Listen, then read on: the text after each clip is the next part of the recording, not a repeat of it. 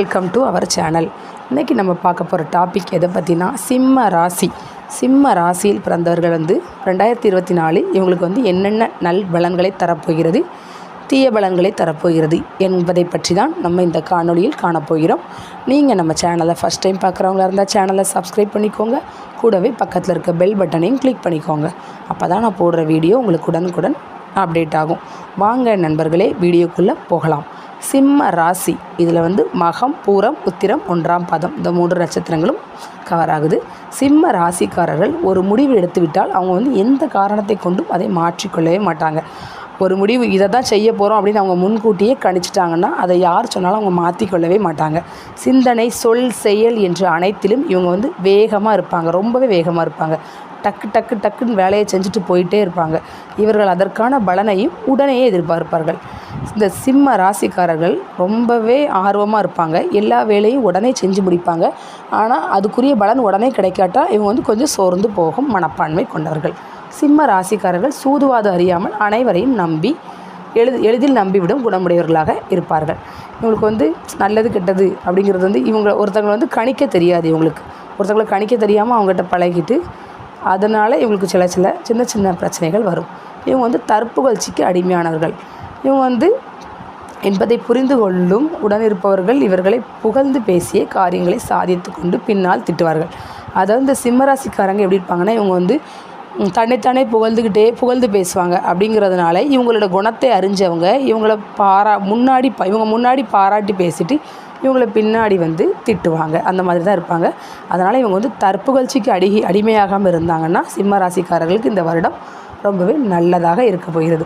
அதில் தற்புகழ்ச்சிக்கு அடிமையாகி தன்னைத்தானே பாராட்டாமல் அடுத்தவங்க பாராட்டுக்கும் மயங்காமல் இருந்தீங்கன்னா நீங்கள் எல்லா காரியத்தையும் ஈஸியாக சாதிச்சிடலாம். உங்களை முன்னாடி உங்கள் நேரில் உங்களை புகழ்ந்து பாராட்டி பேசிட்டு பின்னாடி மற்றவங்கள்ட்ட உங்களை திட்டுற கூட்டம் தான் உங்களுக்கு அதிகமாக இருக்குது. நீங்கள் அதனால் கவனமாக இருக்கணும். ஆனால் இவர்கள் பிறர் பழிச்சொற்களுக்கு செவி சாய்க்காமல் தனது விடாமுயற்சியால் பல சாதனைகளை செய்வார்கள். இவங்க எந்த இதையும் காதில் எடுத்துக்காமல் மண்டைக்குள்ளே ஏற்றாமல் இவங்க பல சாதனைகளை செய்து முடிப்பார்கள். பின்னால் இருந்து கொண்டு குறை கூறுபவர்களையும் உடனிருந்தே துரோகம் செய்பவர்களையும் இவர்களுக்கு பிடிக்கவே பிடிக்காது. இவங்ககிட்ட ஒருத்தங்க பொய்யா பழகிறாங்க அப்படின்னு தெரிஞ்சுன்னா இவங்க அவங்கள ஈஸியாக வெறுத்துருவாங்க. இவங்கள அவ்வளோ சீக்கிரத்தில் யாராலையும் ஏமாற்ற முடியாது. சிம்ம ராசி நண்பர்களே, இந்த 2024ஆம் ஆண்டு பல நற்பலன்களை காண முடியும். கடந்த ஆண்டு சில சந்தோஷங்களையும் சில சோதனைகளையும் சந்தித்த நீங்கள் இந்த ஆண்டு புது உற்சாகத்துடன் காணப்படுவீர்கள். மே மாதம் 1ஆம் தேதி வரை குரு பகவான் ராசிக்கு 9ஆம் இடமான பாக்கியஸ்தானத்தில் அமர்ந்து பல நன்மைகளை உங்களுக்கு வாரி வழங்கப் போகிறார். மே மாதம், அதாவது இந்த முதல் 6 மாதங்கள் உங்களுக்கு ரொம்பவே நல்ல பலன்கள் கிடைக்கப் போகுது. தடைப்பட்ட திருமணங்கள் தடையின்றி அமையும். குழந்தை பாக்கியம் கிடைக்கும். கணவன் மனைவி ஒற்றுமை மேலோங்கும். தொழில் வியாபாரங்கள் கண்டிப்பாக செழிப்படையும்.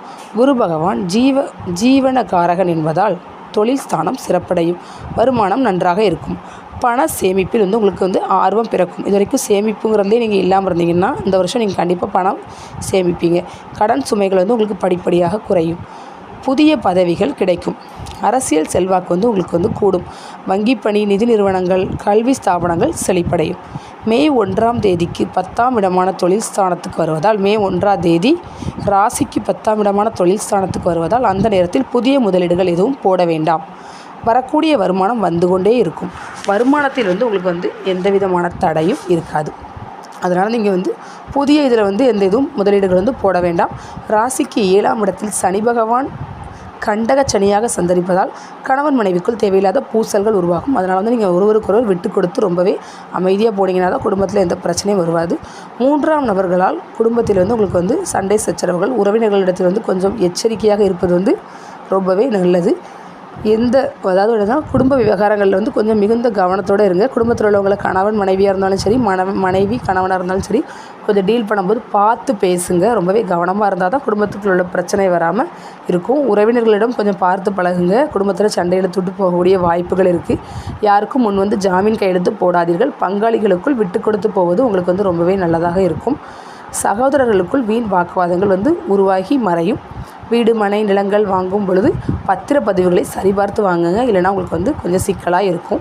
ராசிக்கு 2ஆம் இடமான தனஸ்தானத்தில் கேது சஞ்சரிப்பதால் வீண் ஆடம்பர செலவுகளால் உங்களோட சேமிப்புகள் கரையும். 6 மாதம் நல்லா சேமிக்கிற மாதிரி இருக்கும். அதுக்கடுத்து 6 மாதம் அதை நீங்கள் காலி பண்ணுற மாதிரி உங்களுக்கு சூழ்நிலைகள் உருவாகும். நீங்கள் கொஞ்சம் சிக்கனமாக இருந்து சேமிப்பதில் கவனம் செலுத்த வேண்டும்.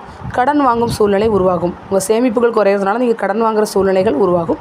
ஆடம்பர செலவுகளை குறைப்பது உங்களுக்கு ரொம்பவே நல்லது. தனது குடும்ப தேவைக்கு மட்டும் உங்களால் சம்பாதிக்க முடியும். உங்களுக்கு இந்த வருஷம் ஆன்மீக நாட்டம் இன்னும் அதிகரிக்கும். தர்ம காரியங்களில் ஈடுபாடு அதிகரிக்கும். ஆன்மீக சுற்றுலா பயணங்கள் நீங்கள் மேற்கொள்கிற மாதிரி இருக்கும். சுப விரயங்களால் கையிருப்பு குறையும்.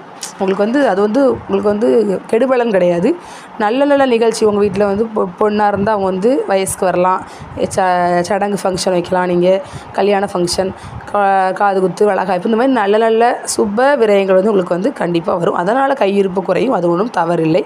அஷ்டமஸ்தானமான 8ஆம் இடத்தில் ராகு சஞ்சரிப்பதால் உங்களுக்கு சுப விரயங்கள் செய்வது, நிலங்கள், வீடு, மனைகளில் முதலீடு செய்வது பின்னாளில் உபயோகமாக இருக்கும்.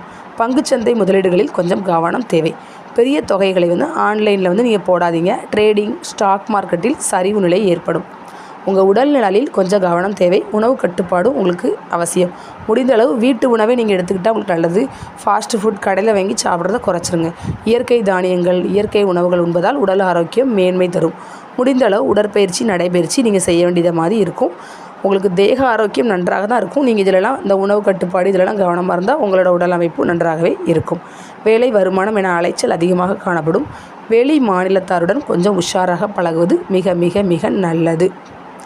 சிம்ம ராசி பெண்களே, வருட முற்பாதி சிறப்பாக இருக்கும். திருமணங்கள், குழந்தை பாக்கியம் கிடைக்கும். கணவன் மனைவிக்குள் அந்யோன்யம் அதிகரிக்கும். உறவினர்களுக்குள் இருந்து வந்த பழைய பகைகள் விலகும். ஆடம்பர செலவுகளை குறைத்து சேமிப்பில் கொஞ்சம் ஆர்வம் காட்டினா உங்களுக்கு இந்த வருடம் ரொம்பவே சூப்பராக இருக்க போகின்றது. உத்தியோகஸ்தர்களே, உங்களுக்கு பணிச்சுமை கூடும். மேலதிகாரிகளிடத்தில் பாராட்டுகள் கிட்டும். அலைச்சல் உங்களுக்கு அதிகமாக காணப்பட்டாலும் உழைப்பிற்கேற்ற சம்பள உயர்வும் உங்களுக்கு கிடைக்கும்.